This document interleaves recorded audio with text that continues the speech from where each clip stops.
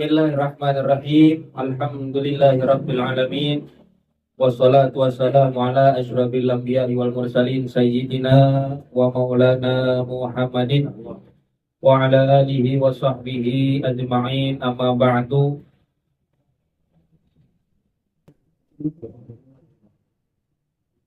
Fa nas'alullaha ta'ala fi hadzal lail an yahdiyana ila siratil mustaqim wa yaj'alana minal muttaqin wa yudkhilana jannatan na'im bi haqqi sayyidina wa maulana Muhammadin. Amin ya rabbal alamin. Jamaah yang dirahmati oleh Allah Subhanahu wa taala, mudah-mudahan kumpulnya kita pada malam hari ini senantiasa Allah Subhanahu wa taala ampunkan segala dosa-dosa kita. Allah Ta'ala mudahkan segala urusan kita. Allah kabul segala hajat dan keinginan kita. Allah limpahkan nikmat sehat afiat. Allah angkat penyakit-penyakit kita. Dan Allah juga berikan rahmat serta barokahnya buat kita semua. Barokah dunia, barokah akhirat. Amin ya rabbal alamin. Kita lanjutkan pembahasan kitab kita masih dalam bimbingan Al-Imam Al-Ghazali di dalam kitabnya Bidayatul Hidayah. Qala al-mu'allif rahimahullahu ta'ala wa daman naf'a bihi wa bi ulumihi fid dharaini amin. Ila qawlihi Allahumma dzal hablis syadidi wal amrir rasyidi as'alukal amna yaumal wa'idi wal jannata yaumal khulud. Jamaah yang dimuliakan oleh Allah Subhanahu wa taala, masih meneruskan terkait doa fajar atau doa setelah sunnah qabliyah yang dibaca, yang dianjurkan oleh baginda Nabi kita Muhammad sallallahu alaihi wasallam. Terakhir kemarin sampai kalimat Allahumma hadzal du'a wa 'alaikal ijabah wa hadzal juhdu wa 'alaika tuklan wa inna lillahi wa inna ilaihi raji'un wa la haula wa la quwwata illa billahil 'aliyyil 'azim. Kemudian apa yang dituliskan oleh Imam Ghazali dalam kitab ini, yaitu terkait doa fajar, tambahannya adalah Allahumma ya Allah dzal hablis syadid. Ya Allah, zat yang memiliki tali yang kokoh. Habl itu tali. Yang dimaksud tali di sini adalah kata Syekh Nawawi Al-Bantani dalam syarah Bidayah Hidayah, bahwa yang dimaksud habl adalah Al-Quran wad-din, yaitu Al-Quran dan agama. Jadi yang dimaksudkan habl di sini, tali itu adalah agama. Agama yang kuat, agama yang kokoh, yaitu satu ikatan yang memperkuat, dilandaskan dengan agama. Ada ikatan dalam organisasi, tapi jika ikatan organisasi ini tidak berlandaskan dengan agama, maka mustahil organisasi itu akan kokoh, akan kuat. Begitupun ikatan yang ada di dalam rumah tangga, pernikahan kita. Jika pernikahan atau rumah tangga kita tidak berlandaskan dengan agama, jauh daripada syariat, maka mustahil rumah tangga itu akan kokoh. Mustahil rumah tangga itu akan terbina sebagaimana yang diharapkan. Keluarga itu sakinah, keluarga itu penuh dengan cinta, penuh dengan rahmat. Maka senantiasa Allah lah yang memiliki ikatan yang kuat, yaitu agama di sini.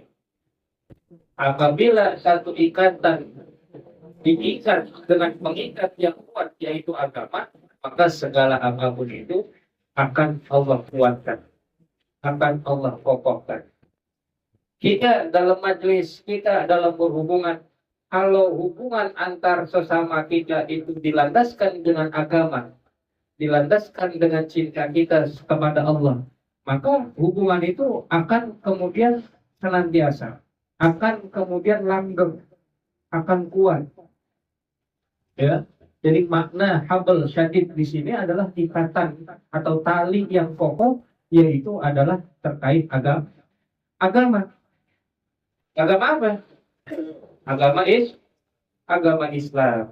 Apa yang dimaksudkan bagi kita maknanya daripada kita memegang tali yang kokoh ini? Yang kita minta dalam kalimat ini maknanya adalah al-thabat wal istiqamah, yaitu menetap dan juga istiqamah.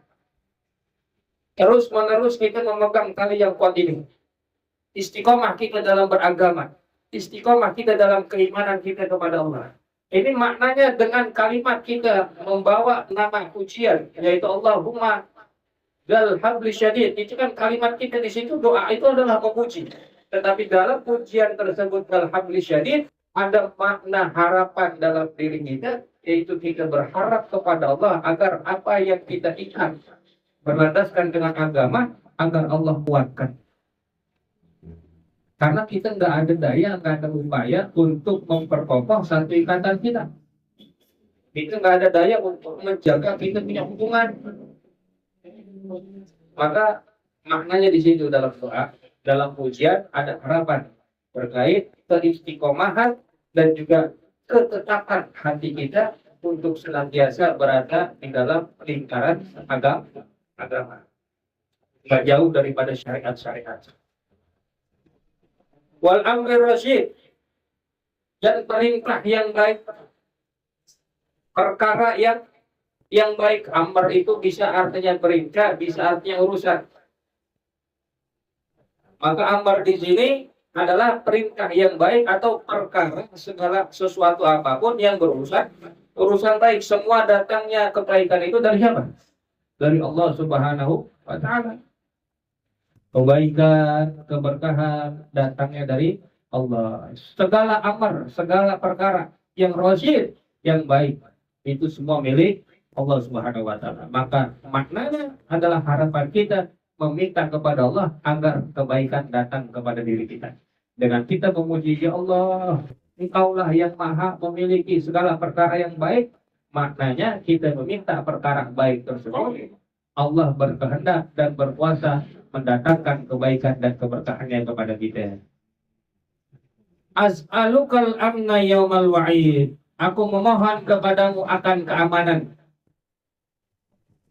Aman itu damai, aman itu tenteram, aman itu sejahtera, aman itu jauh daripada segala macam bahaya. Bahaya yang mana yang kita minta? Bahaya yang mana yang kita minta agar Allah jauhkan kita daripada itu bahaya?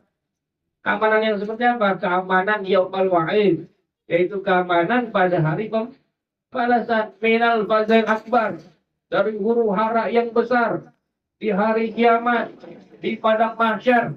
Kita minta kepada Allah agar Allah berikan kita keamanan, agar Allah berikan kita perlindungan, agar kita dijauhkan dari segala macam huru hara di padang mahsyar di hari kiamat.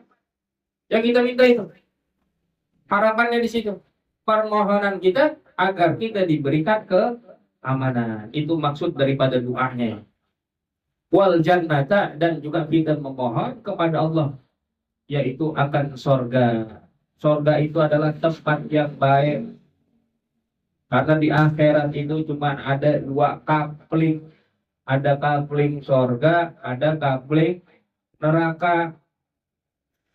Tinggal kita meminta kepada Allah apa yang kita ingin tempati di akhirat nanti. Dan itu pun semua sesuai dengan apa yang kita tabung yang kita tanam pada apa perbuatan kita di dunia ini. Kalau perbuatan kita baik, tentu Allah akan masukkan kita ke dalam surga. Kalau perbuatan kita buruk, Allah tempatkan di neraka. Nauzubillah min dzalik. Dan kita minta di situ, ya Allah, aku minta kepadamu akan surga yaumal khulud, ya, pada hari kekal, pada hari kekekalan, hari yang abadi. Yang mana nanti di hari akhirat, ketika semua kita sudah berkumpul di akhirat, itu semuanya khalidin, semuanya kekal. Kagak ada lagi yang namanya mati. Setelah kematian kita di dunia, Allah bangkitkan kita, kemudian hidup kembali, dan disitulah kehidupan yang abadi. Khalidina fiha. Kita kekal. Ada yang kekal dalam surga, ada yang kekal dalam neraka. Waliyadzubillah.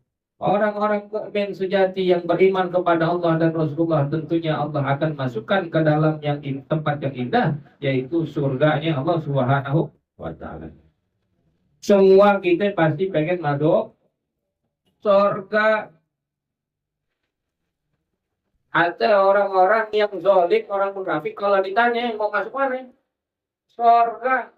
Karena udah dijelaskan, digambarkan begitu indahnya surga. Tapi orang-orang yang soleh, kalau pengen masuk surga itu apa yang diharapin? Apa yang diharapin? Para sahabat ketika ditanya pengen masuk surga itu kenapa? Bukan karena keindahan surganya ya, bukan karena kenikmatan surganya, tetapi karena ingin bersama dengan Nabi Muhammad SAW. Orang pengen masuk surga itu karena pengen bersama dengan Rasulullah, bukan karena keindahan surganya.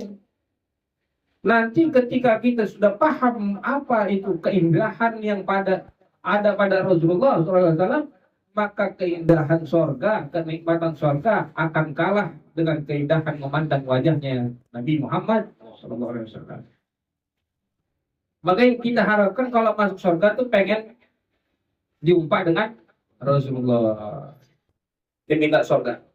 Ma'al muqarrabina, bersama dengan hamba-hamba Allah yang dekat. Muqarrabin, orang-orang yang senantiasa mendekatkan diri kepada Allah. Asyuhud, yang dia menyaksikan atau melihat nurnya, keindahan Allah Subhanahu wa Ta'ala. Itu asyuhud. Yang syahadah, yang dia menyaksikan. Karena nanti di padang mahsyar itu ada hamba-hamba Allah Subhanahu wa Ta'ala yang terhijabkan, tidak dapat pancaran melihat Allah Subhanahu wa Ta'ala. Ila rabbiha nadhirah, wujuhu yawma idzin nadhirah. Mandang Allah Subhanahu wa Ta'ala dengan mereka punya wajah yang berseri-seri. Ya, wajah mereka binar-binar, bercahaya karena pancaran cahayanya Nabi Muhammad SAW. Ar-rukai, sujud, yang senantiasa hamba tersebut rukuk, yang senantiasa hamba tersebut sujud di masa dunianya, di masa hidupnya. Al-mufina laka bi'uhud, yang senantiasa mereka semua itu menunaikan segala ikatan atau janjinya kepada Allah Subhanahu wa Ta'ala. Sholatnya, puasanya, segala kewajiban ditunaikan, segala ibadah dijalankan. Ini orang-orang yang muqarrabin, orang-orang yang senantiasa dekat kepada Allah Subhanahu wa Ta'ala. Ya gitu, kita minta masuk surga bersama dengan keberkahan mereka semuanya. Kita minta kebersamaan dengan mereka semuanya di surga nanti. Kalau kita sering kumpul sama orang-orang yang dekat sama Allah, insya Allah ya, kita kumpul nih di dunianya ini, di masa hidup kita bersama dengan orang-orang yang dekat dengan Allah, yang senantiasa zikir, yang dikit-dikit sholat, kita ngikut gitu. Itu kita bergaul sama orang-orang yang begitu. Kalau insya Allah kita akan dikumpulkan bersama dengan mereka juga di akhirat. Yang jelas-jelas mereka masuk surga, kita ikutin. Jangan kita jauhin. Yang insya Allah teman kita ngajakin kebaikan, kita ngikut. Jangan ada teman kita ngajakin kebaikan, kita ogah datang, kita ogah ngikut. Karena ingat tuh ya, apa yang disampaikan oleh almarhum wal maghfurlah Kiai Haji Rizky Zulkarnain, di akhir zaman itu yang sulit bukan nyari duit, tetapi yang sulit di akhir zaman itu adalah nyari teman yang baik, yang bisa ngajak kita kepada kebaikan, yang ngajak kita kepada kebenaran, yang ngajak kita kepada jalan-jalan yang diridhoi oleh Allah Subhanahu wa Ta'ala. Itu yang susah. Maka kalau udah kita punya teman ada yang ngajakin ngaji, punya teman ada yang ngajakin ibadah, pegang erat-erat, rangkul, jangan dibuang, jangan ditendang, jangan kita musuhin. Karena kelak mereka lah yang akan kita bersamai di akhirat nanti. Sampai pun teman kita, yusyarul mar'u ma'a man habba. Orang pun bakal dikumpulin di akhirat nanti bersama dengan orang-orang yang dia cinta. Kalau yang kita cinta, seharinya kita kumpul sama orang yang suka maksiat, kelak di akhirat dikumpulkan bersama dengan mereka. Naudzubillah min dzalik. Innaka rahimun wadud. Sesungguhnya engkau ya Allah yang maha pengasih lagi maha penyayang. Wa anta taf'alu ma turid, dan adapun engkau ya Allah berbuat melakukan ma turidu, apa-apa segala apapun yang dikehendaki oleh Allah. Apapun yang Allah kehendaki, Allah kuasa. Allah lakukan. Allah berbuat segala apapun, itulah yang Allah kehendaki. Maka alhamdulillah kita malam hari ini duduk di majelis ilmu, inilah kehendak Allah. Inilah iradah Allah. Allah yang menghendaki kita semua berbuat baik pada malam ini, Allah Subhanahu wa taala. Iradah Allah. Bukan karena siapa yang ngajar, bukan karena itu wasilah. Adanya jadwal majlis itu wasilah. Tetapi Allah yang berkehendak, Allah yang menghendaki kita semua ada pada malam hari ini di tempat kebaikan. Di dalam majlis ilmu, datang hadir pengajian, itu semua iradah Allah. Maka Allah lah yang berkuasa atas apa yang Allah kehendaki. Allah yang melakukan itu semua. Ya, iradatul khair, Allah yang punya kehendak akan kebaikan setiap hambanya. Itulah makna daripada rahmat. Subhana man ittasafat, maha suci Allah Subhanahu wa taala, yaitu zat yang bersifat bil izzi atau yang bersifat dengan kemuliaan. Nah, ini kalimat-kalimat pujian. Kalimat-kalimat yang isinya adalah pujian kepada Allah Subhanahu wa taala. Dalam doa itu penting. Dalam doa itu harus ada kalimat-kalimat pujian. Kita kalau minjem duit sama teman, kalau kagak pakai muji dulu, apa bakal dikasih? Boleh go? Kita ada urusan, kayak ada kita punya kemauan mau minjem duit, contohnya, kan kita puji dulu orangnya. Nggak mungkin kita caci, nggak mungkin kita katain, ujung-ujungnya minjem duit dikasih, nggak bakal dikasih. Nah, kita punya harapan, kita punya keinginan yang kita ingin panjatkan dalam munajat kepada Allah, maka di dalam doa itu harus ada kalimat-kalimat pujian terlebih dahulu. Diawali dengan pujian, diiringi dengan sholawat, itu penting dalam doa. Ya, Subhana man ittasafa bil izzi, maha suci Allah, zat yang bersifat itu bersifat dengan kemuliaan. Wa qala bihi, dan yang berkata dengan kemuliaan Allah. Subhana man labisal majdah, maha suci zat yang memakai, ya bukan pakaian ya, mengenakan. Tapi inilah pakaian Allah yang agung. Pakaian keagungan. Allah yang pantas memiliki keagungan. Allah yang pantas diagungkan. Wa taqarraba bihi, dan yang bermurah hati dengan itu keagungan. Subhana man la yanbaghi at-tasbihu illa lahu, maha suci zat yang tidak layak at-tasbih, yaitu dipersembahkan kalimat tasbih illallahu, melainkan bagi Allah Subhanahu wa taala. Jadi nggak ada yang layak dipersembahkan kalimat tasbih melainkan Allah Subhanahu wa taala. Subhanadzil fadli wan ni'am, maha suci zat yang memiliki atau memberikan karunia dan juga kenikmatan. Subhanadzil qudrati wal karam, maha suci zat yang maha berkuasa dan bermurah hati. Allah yang berkuasa, Allah yang bermurah. Hanya Allah yang punya kuasa. Allah yang paling dermawan dengan hamba-hambanya. Subhanalladzi ahsa kulla syai'in bi ilmih, maha suci zat yang menghinggakan ahsa kulla syai'in, akan segala sesuatunya bi ilmihi, dengan ilmu, dengan pengetahuan Allah. Allah yang kuasa, Allah yang bisa menghitung, Allah yang bisa menghingga segala sesuatu sampai yang kita nggak tahu. Jumlah rambut di kepala kita ada berapa helai, Allah tahu. Jumlah gigi kita, jumlah bulu-bulu halus di kulit kita, Allah tahu. Berapa orang yang malam ini bakalan hadir ngaji? Allah tahu semua. Allah yang menghinggakan segala sesuatunya dengan ilmunya. Kita kan nggak tahu gitu, nggak tahu gitu siapa kita. Ya Allah yang menghinggakan itu semuanya. Allahumma ja'alni nuran. Ya Allah, jadikanlah bagi diriku nuran, akan cahaya fi qalbi, di dalam hatiku. Kita minta ya Allah, dengan setelah tadi kita memuji Maha Suci Allah, yang kita minta adalah Allahumma ja'alli, ya Allah jadikanlah pada diriku ini atau bagi diriku ini nuran, cahaya. Yang kita minta cahaya fi qalbi, di dalam hatiku. Hati itu gumpalan yang kalau orang ngelakuin maksiat itu satu titik noda hitam. Berbuat maksiat satu kali, maka hati tertitik satu noda hitam karena maksiat tersebut. Maksiat lagi, satu titik lagi, maksiat lagi, tambah lagi noda, sampai noda itu mengikat hati dan hati menjadi gelap gulita. Hati menjadi keras bagaikan batu lantaran karena kebanyakan maksiat. Karena kebanyakan dosa hati jadi keras, kebanyakan dosa maksiat hati jadi jadi gelap. Kalau udah gelap, nerima cahaya kagak bisa. Kalau hati udah tertutup, hati udah keras, gak bisa dengar apapun, melihat apapun, gak bisa mendatangkan kebaikan.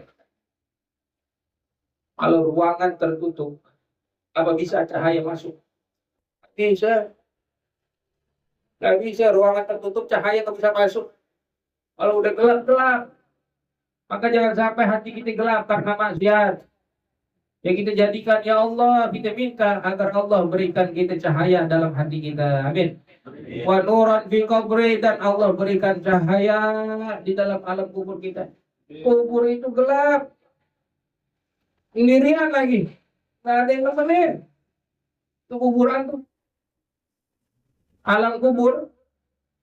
Emang dianterinya mah rame-rame, dianterinya rombongan, ada yang bolos bang, ada yang bawa motor, ada yang jalan kaki, rame. Cuma udah masuk ke alam kubur sendirian, nggak ada yang nemenin kecuali amal ibadah kita yang nemenin.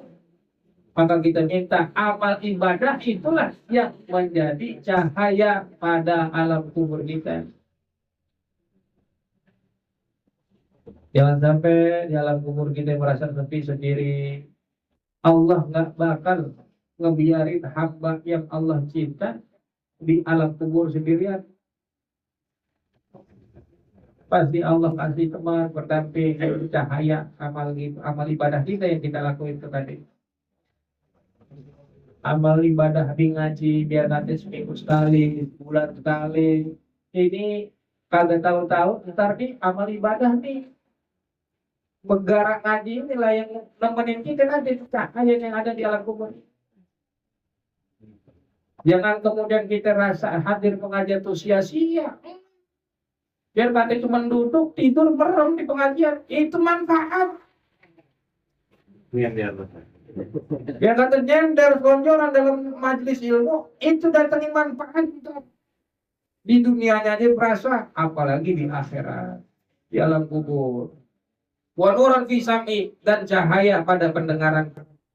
Maksud daripada cahaya kata Imam Qurtubi, cahaya di sini adalah ketika pendengaran, berarti yang menyingkap segala apa yang kita dengar. Maka ketika Allah berikan kita cahaya pada pendengaran, maka mustahil Allah akan jadikan pendengaran kita mendengar kepada perkataan-perkataan yang buruk. Kalau Allah udah cinta sama hambanya, Allah berikan cahaya pada hamba tersebut dalam pendengarannya, wa nuran fi basari, dan juga pada penglihatannya. Mustahil Allah biarin hamba tersebut mendengar perkataan yang jelek.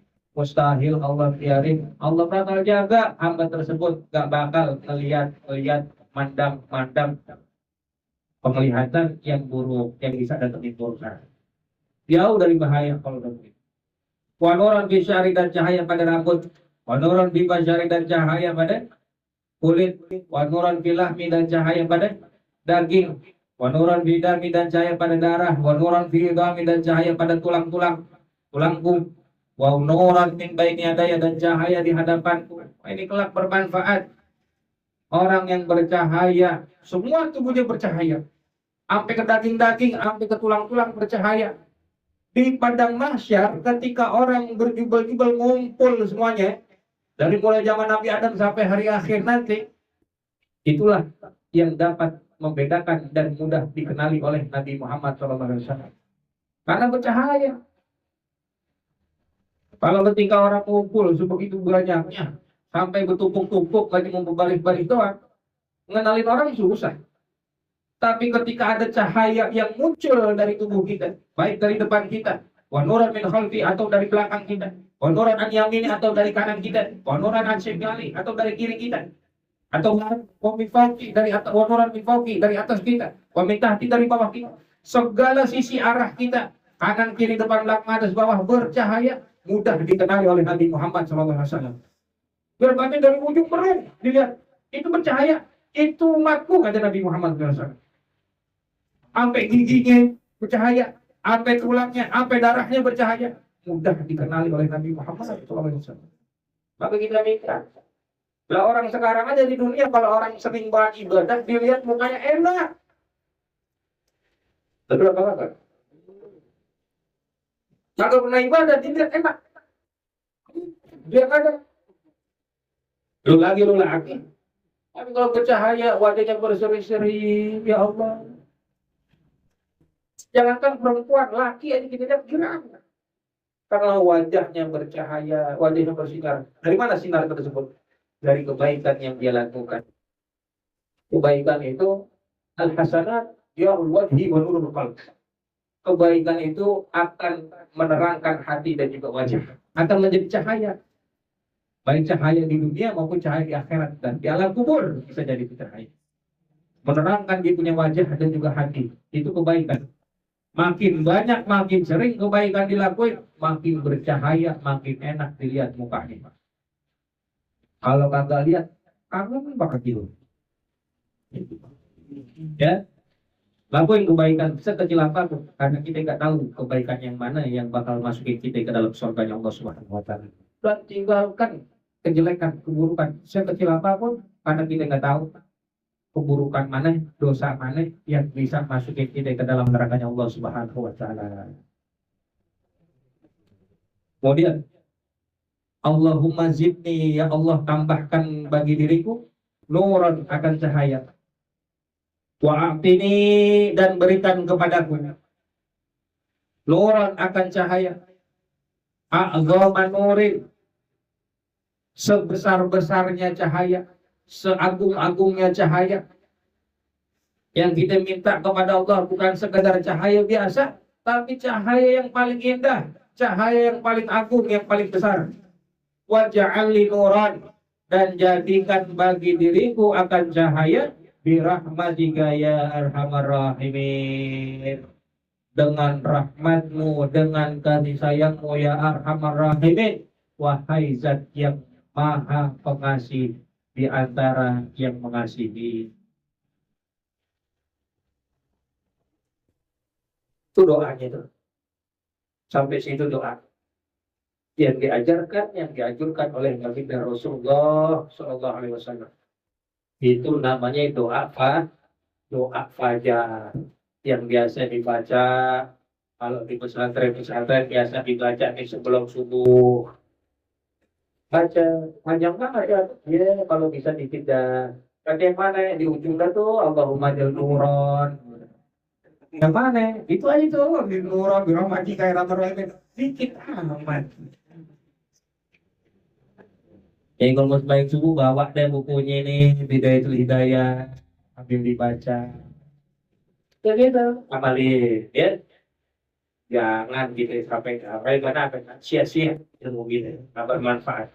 Insya Allah ngalir nih ilmu begini ketika kita amalin terus, biar kata kita udah ngerti ilmu tuh terus ngasih itu, bakal terus menerangi gitu, bermanfaat di alam kubur kita sampai alam akhirat. Faidah barokah, maka apabila telah selesainya kamu udah tuntas, udah baca doa, udah beres, fala tashtagil, maka janganlah kamu menyibukkan dirimu illa kecuali ada faridati, dengan menunaikan sholat yang wajib, bayang subuh, bayang johor.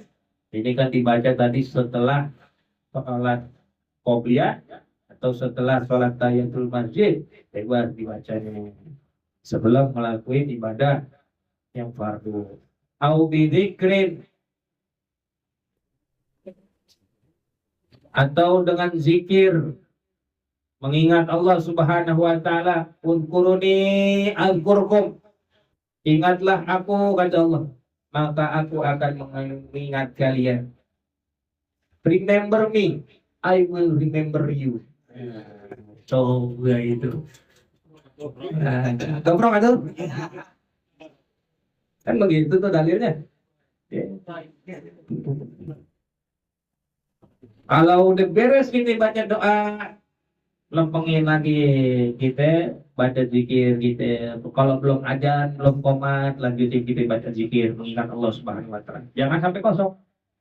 Jangan di masjid sampai kita sebelah kita ngobrolin masalah dunia. Jangan tuh.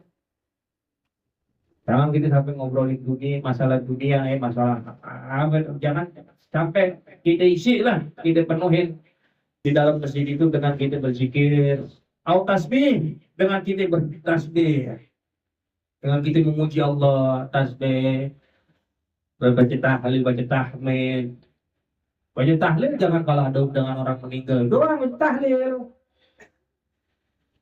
Ya, di masjid diri. Makanya jangan lupa bawa tasbih. Bawa. Ada orang mungkin, ngapain bawa tasbih? Zikir mah pakai ini luas jari. Jangan bawa tasbih nanti nggak ngajari zikir pakai ini. Para sahabat zikirnya wiridnya kalau yang lebih daripada hitungan cepet itu pakai batu, ada pakai biji-bijian. Dari situ kalau yang habis sembahyang subhanallah 33, tasbih tahmid 33, nih kita pakai ruas jari kita begini tuh biar cakep, biar jari jemari ruas kita bercahaya nanti. Kalau yang lebih dari cepet mau ngitung pakai begini keburu keder, apalagi sampai 1000 pakai tasbih. Maka jangan lupa bawa tasbih, biar punya barang atuh tasbih, biar kata dapat souvenir dari pernikahan. Punya, yang penting punya. Ya, jangan zikir pakai ini, iya pakai ini, zikir pakai ini yang habis sembahyang, yang 33. Kalau 33 ngitung pakai gini enak bisa. Kalau sampai cepet, dari mana nih gua keder cepet, ambil ke jempol kaki dihitung jarak luasnya. Pakai biji-bijian, pakai batu, ya, pakai tasbih. Kalau sekarang ada pakai digital, ya, yang masuk pakai cincin itu kan ada tuh digital, pakai begitu. Apa itu wasilah, boleh jadi tasbih digital, tasbih biji-bijian, batu-batuan itulah yang akan menolong kita, yang menjadikan cahaya nanti itu di akhirat nanti. Oh, namanya wasilah mah benda apa aja boleh. Sejadah aja dipakai, gila kalau sejadah sholat di atas tanah. Sejadah. Kalau ada karung-karung, itu namanya wasilah, benda untuk kita makin dekat kepada Allah. Baca tasbih, au qiraatil Qur'ani, atau bacaan Quran. Belum bisa Quran, baca Iqra. Belum bisa Iqra, banyakin zikir. Pokoknya jangan sampai kosong. Di masjid jangan bengong. Ya Allah, bulan bayar listrik ya Allah. Di masjid tuh madep mihrab begitu. Ya Allah, barengin sama zikir. Bengong kita. Apa yang kita arti. Jadi kamu semuanya kalau kesah kita di waktu-waktu mustajab begitu. Ambil nunggu waktu sholat. Itu cakep begitu. Daripada nongkrong di depan di depan gerbang masjid. Sembahyang Jumat, kalau sembahyang Jumat, kalau hati masih di mimbar, masih pada merokok di pinggiran. Ya Allah, kagak kehitung, nggak kedapetan pahala Jumati begitu. Kalau udah komat baru masuk. Jangan dari awal khotbah kita udah duduk di situ. Jangan mentang-mentang rumahnya nempel sama masjid. Khotbah kedua baru mandi. Tauhid. Begitu. Ya. Jangan mentang-mentang begitu. Datang dari awal. Ya. Ada yang bisa kita isi. Kalau keluh kesah kepada siapa? Ke Allah. Keluh kesah kita. Masalah apa kita omongin, hajat kita, keinginan kita sampaikan dengan kita zikir, dengan kita tasbih, dengan kita baca Al-Quran. Fa idza sami'tal adana wallahu a'lam bis-shawab.